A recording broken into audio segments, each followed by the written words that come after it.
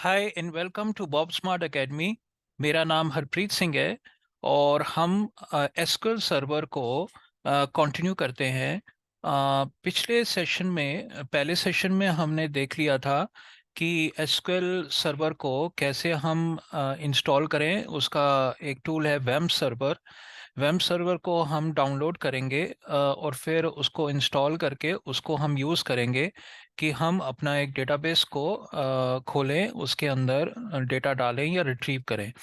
तो बेसिक हमने समझ लिया था कैसे एक एसक्यूएल को ओपन करें। फिर उसके अंदर हमने एक अपना डेटाबेस क्रिएट कर लिया था। मैं डेटाबेस को खोलता हूँ। हाँ, हम PHP माई एडमिन एक टूल है जिसके थ्रू हम अपना डेटाबेस को क्रिएट किया था। माई स्कूल डेटाबेस क्रिएट किया था। उसके अंदर एक टेबल भी हमने बना लिया था, स्टूडेंट्स नाम का टेबल। और वो कैसे बनाया था, उसका एक न्यू टेबल बनाकर उसके अंदर हमने कॉलम्स वगैरह डिफाइन कर दिए थे। भाई हर एक कॉलम का क्या क्या उसमें आना चाहिए और उसका टाइप क्या होना चाहिए कि भाई सीरियल नंबर में इंट आना चाहिए, उसमें सिर्फ नंबर्स ही आएंगे 1 2 3 4। फर्स्ट नेम जो कॉलम है उसके अंदर नाम वगैरह आएंगे, वो कैरेक्टर्स कुछ भी हो सकता है, ABC भी हो सकता है, 1 2 3 भी हो सकता है, या लास्ट नेम। फिर डेट ऑफ बर्थ था। डेट ऑफ बर्थ का हमने टाइप दिया था डेट, क्योंकि इसमें सिर्फ डेट आ सकती है। ईमेल आईडी हमने वैरकेर दिया था। वैरकैर का मतलब है कि हम कैरेक्टर भी डाल सकते हैं, स्पेशल कैरेक्टर्स भी, @, सपोज gmail.com डॉट भी है। तो इसमें सारे वो टाइप वैरकैर में सारे कैरेक्टर्स आ सकते हैं। तो फर्स्ट नेम, लास्ट नेम और ईमेल आईडी और फ़ोन नंबर को हमने वैरकैर दिया था, वेरिएबल कैरेक्टर। और उसका लेंथ भी डिफाइन कर दिया था हर एक का, भाई ये 25 कैरेक्टर्स का होना चाहिए, ये 20। आप कुछ भी और दे सकते हैं डिपेंडिंग अपॉन योर प्रोजेक्ट, भाई आप उसमें कितना कुछ लिखना चाहते हैं। But by default first name 25 characters का होता है, लास्ट नेम 20 कैरेक्टर्स का होता है। ईमेल आईडी हम 30 कैरेक्टर का नॉर्मली देते हैं। फ़ोन नंबर हम 10 to 15 कैरेक्टर्स का देते हैं। तो ऐसे करके हमने पिछले सेशन में हमने टेबल क्रिएट करने का हमने देख लिया, तो कैसे टेबल क्रिएट होता है। अब इसके बाद हमारे जो बेसिक चार फंक्शन, चार कमांड्स हैं एसक्यूएल के, वो हम आज देखेंगे, उनको कंटिन्यू करेंगे। तो पहले चार कमांड्स जो हैं, एक है सिलेक्ट क्वेरी। तो इधर एसक्यूएल के अंदर क्वेरीज चलती हैं, उनको क्वेरीज कहते हैं या कमांड्स कहते हैं। तो एक है सिलेक्ट क्वेरी। सिलेक्ट का मतलब है मुझे व्यू करना है, डेटा को लेकर आना है, रिट्रीव करना है डेटाबेस में से। तो मैं सिलेक्ट क्वेरी यूज करूंगा। तो उसका एक सिंपल कई कमांड्स हैं, वो आगे जाके हम पढ़ेंगे। फिर उसके बाद आता है इंसर्ट। इंसर्ट मतलब मेरे को डेटा इंसर्ट करना है टेबल के अंदर। अपडेट मतलब मेरे को एक डेटा पहले से पड़ा हुआ है, उसको मैंने चेंज करना है उसका डेटा। सपोज मुझे, मेरे पास एक रिकॉर्ड है, मैंने फर्स्ट दिया हुआ है Harpreet Kohli, date of birth, email ID, phone. तो उसको मैंने फर्स्ट नेम को शायद चेंज करना है या डेट ऑफ बर्थ में को चेंज करना है, तो मैं क्या करूँगा, अपडेट क्वेरी यूज़ करूँगा उसको अपडेट करने के लिए। फिर एक और है डिलीट, कि मैं डिलीट करना चाहता हूँ कोई एक डेटा को, कोई एक रो को टेबल के अंदर मैं डिलीट करना चाहता हूँ। तो ये चार कमांड्स हैं, चार क्वेरीज हैं। एक एक करके हम इनकी डिटेल्स में जाते हैं और पढ़ते हैं। तो मैंने ये भी कहा था आपको कि हम W3 स्कूल्स का रेफरेंस लेकर उसको उसको ऐसे रेफरेंस लेकर हम आगे बढ़ेंगे। तो W3 स्कूल्स के अंदर हम HTML को भी हम कंटिन्यू कर रहे हैं। फिर आगे जाके हम CSS, जावास्क्रिप्ट, इसके अंदर बहुत सारे लैंग्वेजेस के बारे में लिखा हुआ है। तो अब हम एसक्यूएल को शुरू करेंगे। तो एसक्यूएल के अंदर सबसे पहले उन्होंने इंट्रोडक्शन दी है एसक्यूएल की। SQL is a standard language for storing, manipulating, retrieving in databases. तो एक लैंग्वेज है जो डेटाबेस का लैंग्वेज है, जिससे हम उस लैंग्वेज के थ्रू हम डेटा को स्टोर कर सकते हैं, उसको मैनिपुलेट कर सकते हैं, फिर उसको रिट्रीव कर सकते हैं। मैनिपुलेट का मतलब है कुछ मल्टीप्लिकेशन, डिविजन्स या अपडेट करना, कुछ भी उसके ऊपर मैनिपुलेशन, डेटा मैनिपुलेशन कर सकते हैं। तो सपोज हमारे पास डेटाबेस स्कूल है और उसके अंदर स्टूडेंट्स हैं। अब स्टूडेंट्स को देखना है किसके मार्क्स अच्छे आए हैं, किसके नहीं मार्क्स अच्छे आए, कुछ रिपोर्ट्स निकालनी है, वो सारा कुछ मैनिपुलेशन कहा जाता है उसको। तो हम डेटाबेस के अंदर डेटा स्टोर कर सकते हैं, उसको मैनिपुलेट करके उसके अंदर से रिकॉर्ड्स निकाल सकते हैं, रिपोर्ट्स निकाल सकते हैं और रिट्रीव कर सकते हैं डेटा को। तो अब बताता है कि एसक्यूएल ट्यूटोरियल विद टीच, ये जो एसक्यूएल है वो कई कंपनीज ने अपने अपने एसक्यूएल को निकाला है। जैसे माई एसक्यूएल है, एसक्यूएल सर्वर है, एमएस एक्सेस है, ओरेकल है, साइबेस है, बड़े तरह के एसक्यूएल सर्वर्स हैं। तो हम एक एक करके मतलब इस W3 स्कूल्स के अंदर जो क्वेरीज आएंगी वो बताएंगे कि भाई ये जो क्वेरी है थोड़ा बहुत डिफरेंसेस है माई एसक्यूएल में, एसक्यूएल सर्वर के अंदर ज़्यादा नहीं है बट थोड़े थोड़े डिफरेंसेस है। वो इस W3 स्कूल्स के अंदर उनको डिफरेंसेस बताया गया है कि अगर आपने सेलेक्ट क्वेरी इसके अंदर यूज़ करनी है तो ऐसे यूज़ करो, उसका जो पैरामीटर्स हैं वो अलग, थोड़े बहुत अलग होते हैं। तो एक एक करके हम जाएंगे और पढ़ेंगे। अब एक सिंपल, जैसे कि मैंने बताया आपको, एक सिलेक्ट क्वेरी है, सिलेक्ट स्टेटमेंट है या कमांड है। तो ये सिलेक्ट स्टेटमेंट कमांड ये ऐसे करके सिंपल वे में ऐसे करके लिखा हुआ है। अब इसको क्या है, select star, star from customers. तो कस्टमर्स एक टेबल है, जैसे कि मैंने आपको कहा था कि डेटाबेस के अंदर हम टेबल्स बनाते हैं। तो इन्होंने अपना एग्जांपल, हमने जो बनाया था वो माई स्कूल था, उसके अंदर हमने स्टूडेंट्स का टेबल बनाया था। इन्होंने एक और डेटाबेस बनाया हुआ है W3 स्कूल्स ने, उसके अंदर एक टेबल है कस्टमर्स नाम का। तो ये स्टेटमेंट क्या करता है, वो स्टेटमेंट कहता है कि सारे जितना भी डेटा है इस कस्टमर टेबल के अंदर वो सारा का सारा उठा के मुझे दिखा दे। तो सिलेक्ट स्टार फ्रॉम कस्टमर्स, तो सारा का, अब ट्राई इट योरसेल्फ करते तो इधर ऊपर सिलेक्ट स्टेटमेंट है और नीचे उसका रिजल्ट आता है। तो रिजल्ट कैसे हम कर सकते हैं, रन एसक्यूएल करके इसका रिजल्ट आ गया। तो देखिए अभी इसके अंदर ये सैंपल एक डेटाबेस है जो इन्होंने अपने पढ़ाने के लिए यूज किया हुआ है। तो ऊपर लिखा हुआ है कि मेरे पास 91 रिकॉर्ड्स हैं और नीचे उसने सारे कॉलम्स वगैरह दिए हैं, customer ID, customer name, contact name, address, city, postal code. तो इसके पास अभी 6 कॉलम्स हैं, 6 कॉलम्स हैं और हर एक का वो डेटा एक एक करके दिखा रहा है। तो एक में अल्फ्रेड, ऐसे करके सारे डेटा दिखा रहा है एक एक करके।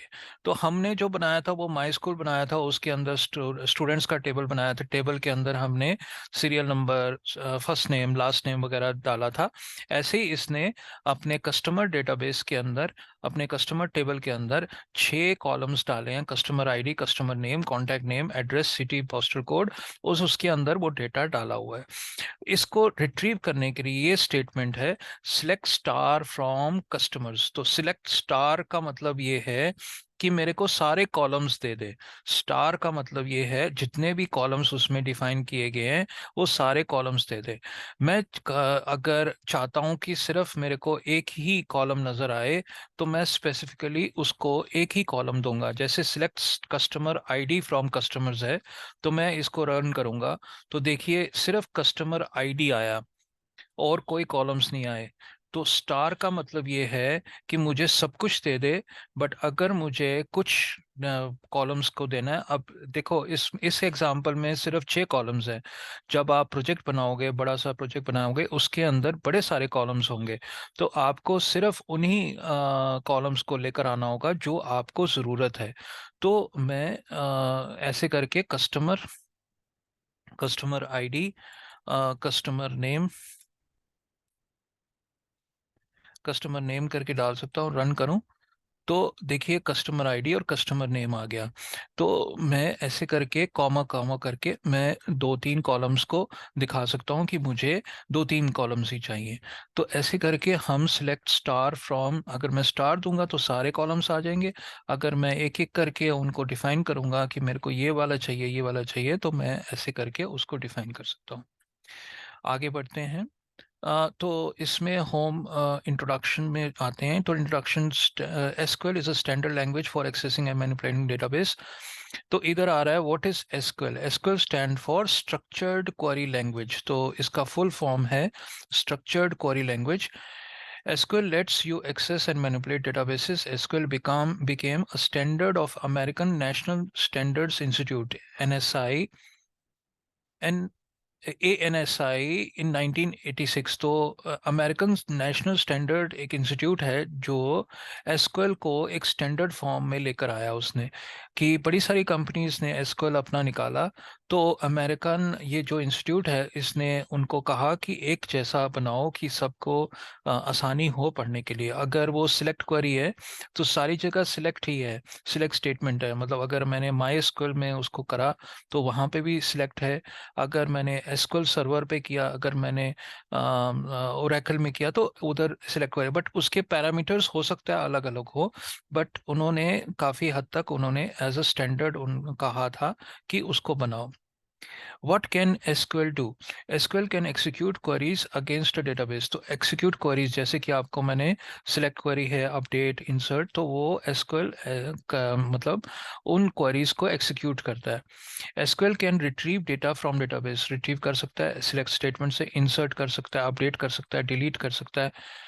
फिर उसके बाद तीन चार और कमांड्स है टू क्रिएट न्यू डेटाबेस। जैसे कि हमने पिछले सेशन में हमने क्रिएट एक नया डेटाबेस क्रिएट किया, तो हम एसक्यूएल से हम नया डेटाबेस को क्रिएट कर सकते हैं। जैसे कि हम पिछले सेशन में हमने टेबल को क्रिएट किया, हम वो टेबल क्रिएट कर सकते हैं। फिर ये एडवांस्ड है, आगे हम पढ़ेंगे। स्टोर्ड प्रोसीजर्स को वो क्रिएट कर सकता है।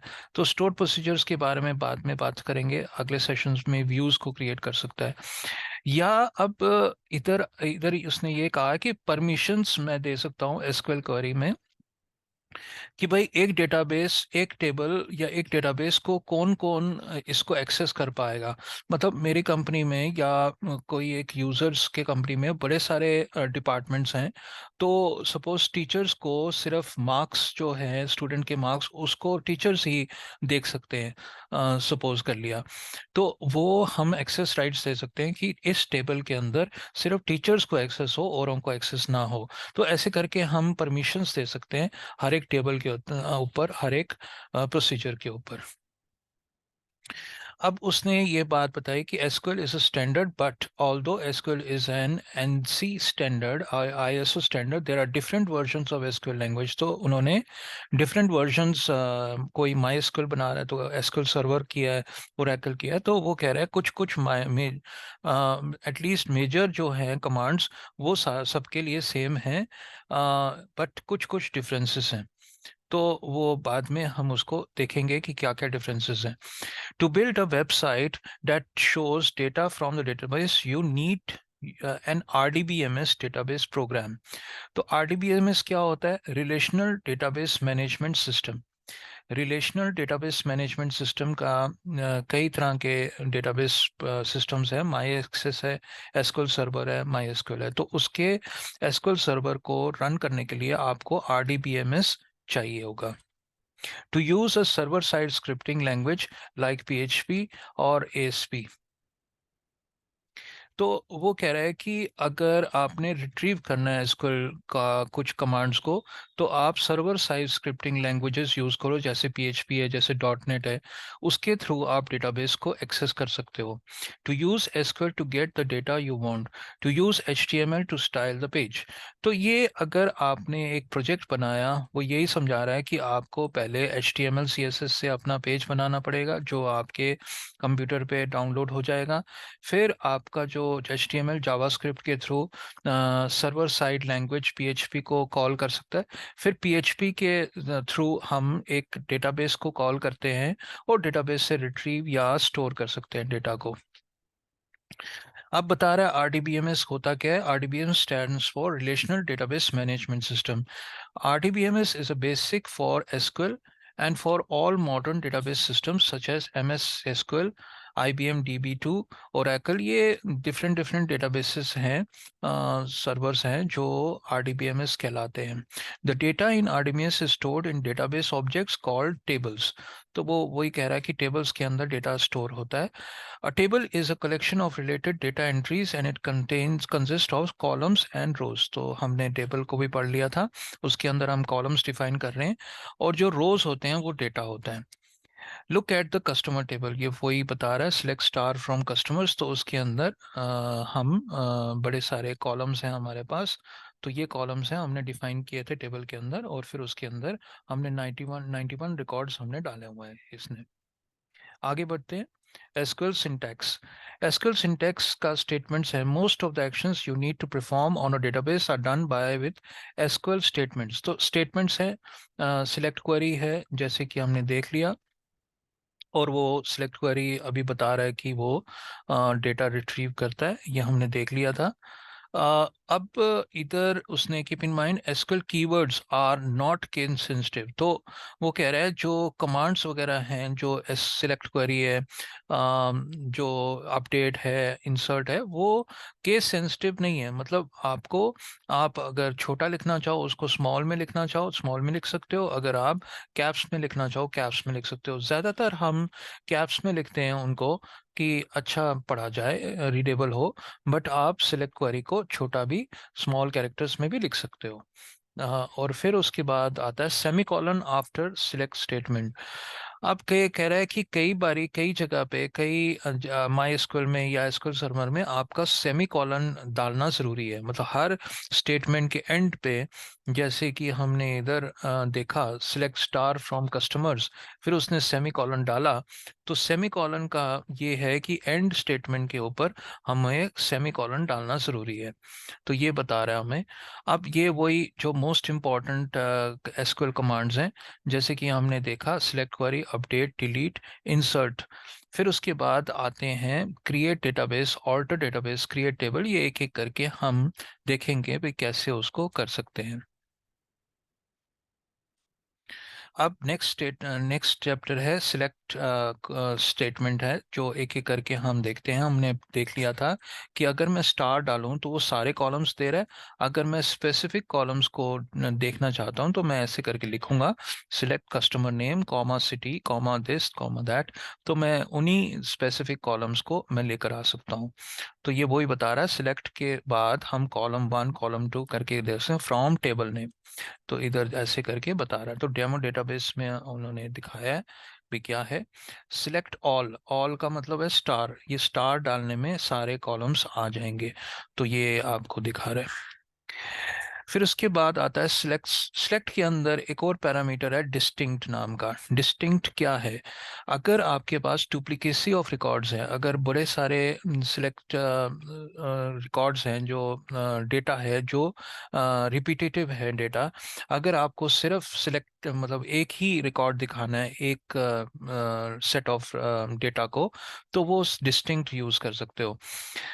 तो आप इधर सिलेक्ट स्टेटमेंट में select distinct country from countries. अब देखो यहाँ पे उसने स्टार नहीं डाला, स्टार के बजाय उसने लिख दिया डिस्टिंक्ट कंट्री। तो ये जो कस्टमर्स का डेटाबेस है, टेबल है, इसके अंदर 91 रिकॉर्ड्स हैं, सपोज सैंपल रिकॉर्ड्स। उसके अंदर जो कस्टमर्स हैं वो कई कंट्रीज से आए हुए हैं, कोई जर्मनी से है तो कोई किसी जगह से है। तो हो सकता है 3-4 जो कस्टमर्स हैं वो जर्मनी के हों, और 3-4 सपोज इंडिया के हों। तो वो अगर मैं सिर्फ लिखूंगा कंट्री, मेरे को सिर्फ कंट्रीज चाहिए। मैं अभी ट्राई इट योरसेल्फ करता हूँ। अगर मेरे को देखो अभी मैंने रन किया तो मेरे को 21 रिकॉर्ड्स दिखा रहा है। तो वो क्या कर रहा है, अर्जेंटीना अगर 2-3 अर्जेंटीना है तो एक ही अर्जेंटीना दिखा रहा है, ऑस्ट्रिया है तो एक ही ऑस्ट्रिया दिखा रहा है। अगर मैं इसको डिस्टिंक्ट को हटा दूं, डिस्टिंक्ट को हटा दूं और मैं रन करूं, तो देखिए 91 रिकॉर्ड्स आ रहे हैं। तो देखिए अभी दो दो मैक्सिको, यूके, बड़े सारे। अब देखो यूके पहले ऊपर भी था, क्योंकि हर रिकॉर्ड के जितने भी उतने कंट्रीज हैं वो सबको दिखा रहा है, 91 दिखा रहा है। पर अगर मैं इधर डिस्टिंक्ट यूज करूंगा, डिस्टिंक्ट यूज करूंगा और रन करूंगा, तो मुझे सिर्फ 21 रिकॉर्ड्स दिखा रहा है, 21 रिकॉर्ड्स दिखा रहा है वो, क्योंकि उसको यूनिक करके दिखा रहा है। एक ही अर्जेंटीना दिखा रहा है, एक ही ऑस्ट्रिया दिखा रहा है। अगर 10 ऐसे अर्जेंटीना है तो वो उनको एक ही दिखा रहा है। ओके दोस्तों, आज के लिए बहुत, हम आगे कंटिन्यू करेंगे नेक्स्ट सेशन में। Thank you very much. Bye.